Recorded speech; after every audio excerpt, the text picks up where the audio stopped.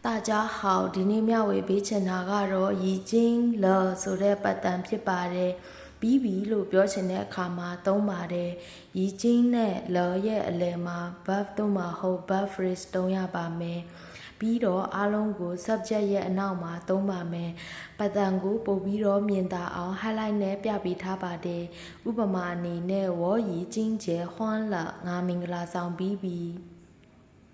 နံပါတ်2我已经毕业了ငါဘွဲ့ရပြီးပြီ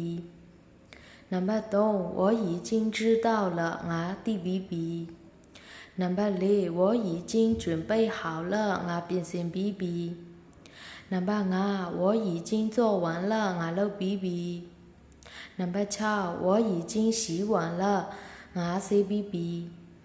နံပါတ်9我已经看过了ငါကြည့်ဘူးပြီးပြီနံပါတ်8我已经去过了ငါသွားဖူးပြီးပြီနောက်ဆုံးဥပမာ၄ခုရဲ့ဘန်းနောက်မှာသုံးသွားတဲ့好玩过ဒီစာလုံး၃ခုကရှေ့က verb ကိုပို့ပြီးပြည့်စုံအောင်ဖြည့်ဆွတ်ပြီးတဲ့ complement ဖြစ်ပါတယ်အားလုံးတော့ကျိုးရှိမယ်လို့မျှော်လင့်ပါတယ်ဒါဆိုရင်နောက်ဗီဒီယိုမှာထပ်တွေ့ကြပါမယ်နော်ကြိုက်ကြံ့